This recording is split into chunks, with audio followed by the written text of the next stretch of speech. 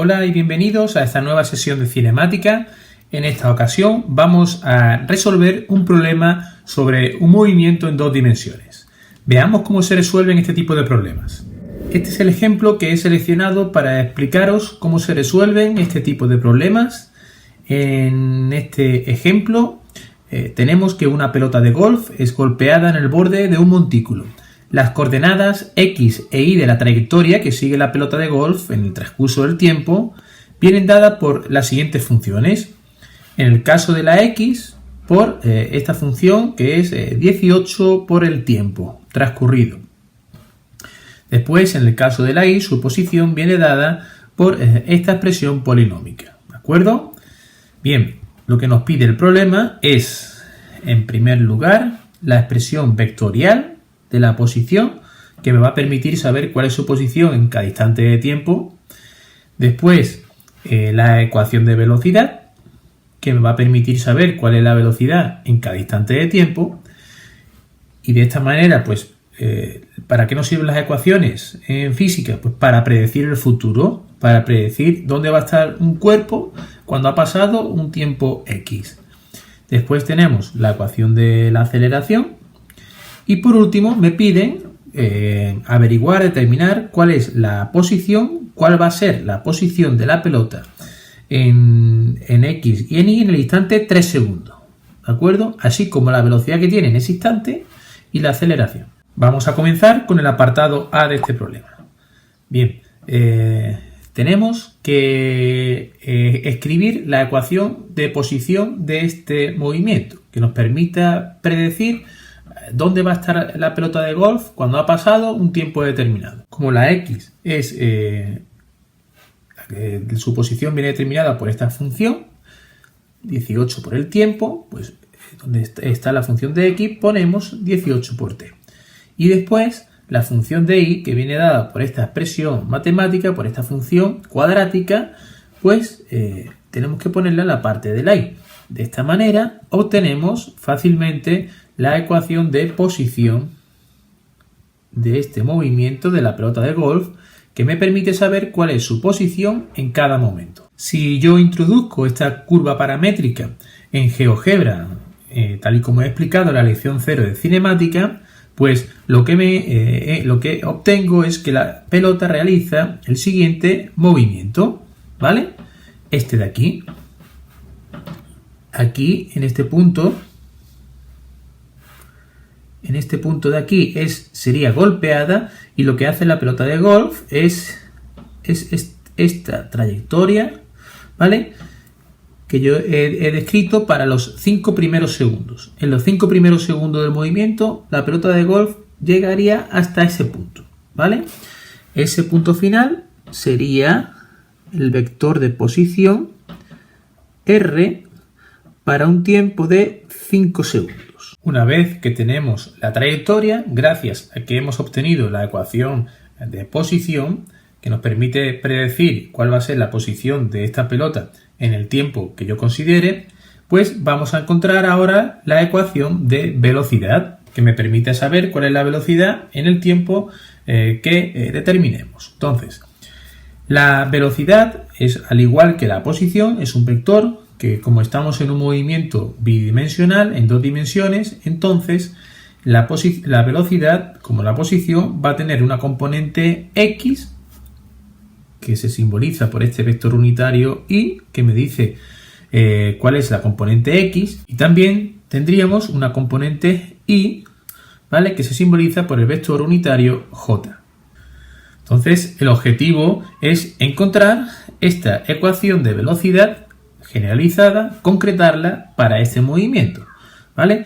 Y para eso, como hemos visto en la lección correspondiente a la velocidad, obtenemos esa ecuación derivando la ecuación de posición con respecto al tiempo. Pues lo único que tenemos que hacer es poner en la parte de arriba, en la derivada de la posición, la ecuación de la posición que obtuvimos anteriormente, ¿vale? Entonces, una función polinómica que tenemos que derivar. Es una derivada sencilla, una derivada de una función polinómica, y por un lado derivamos la componente X y por otro lado derivamos la componente y. Comenzamos derivando la componente x, ¿vale? 18 por t. Eso es un monomio sencillo y por tanto la derivada de 18t es 18.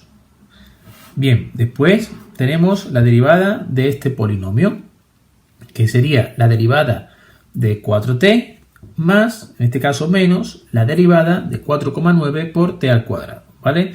La derivada de 4t es 4 y la derivada de 4 por t al cuadrado, 4,9 por t al cuadrado sería 4,9, el exponente ya sabéis que pasa al coeficiente, ¿vale? Y se le baja un grado al exponente. Entonces nos quedaría 4,9 por 2 y por el tiempo. De acuerdo, ya lo único que nos falta es simplificar esa expresión multiplicando 4,9 por 2 y nos quedaría, obtendríamos la ecuación que tenéis aquí de velocidad, que me permite saber cuál es la velocidad de la pelota de golf que ha sido golpeada en cualquier instante.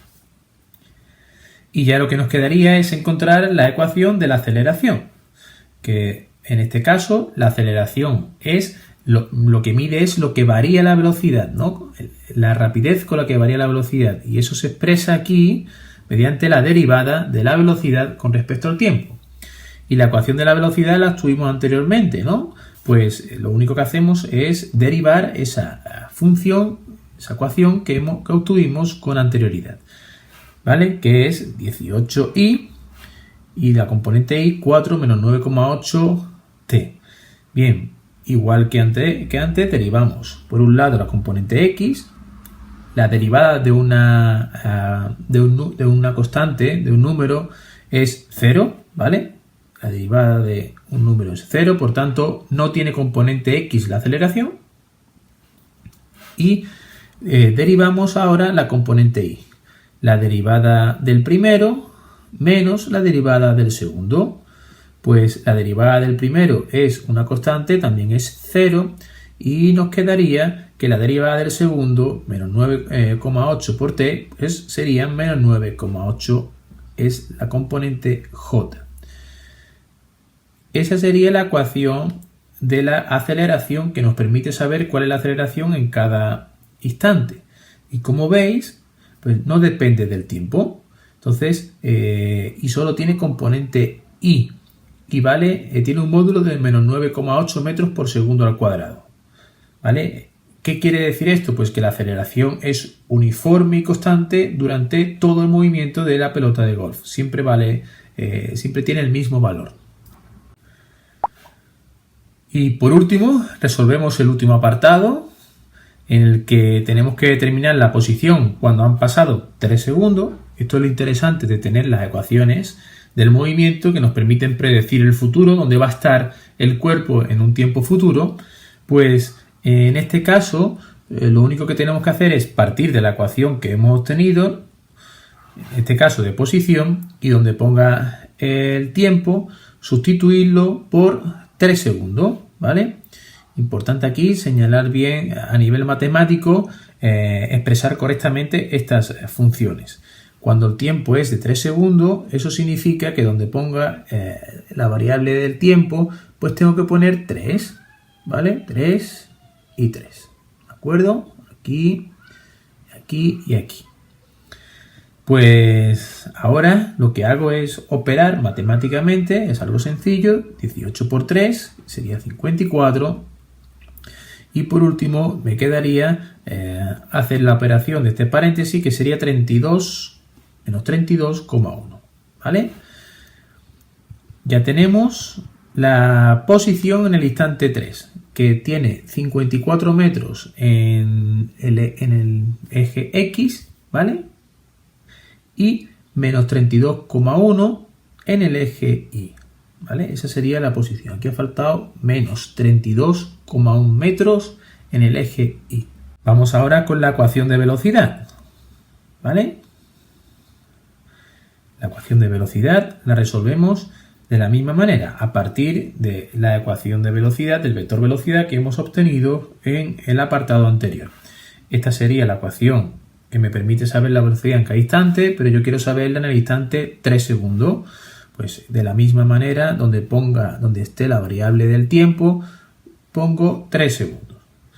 Y obtenemos que la velocidad en 3 segundos, cuando lleva 3 segundos transcurrido de tiempo, es 18i menos 25,4 j.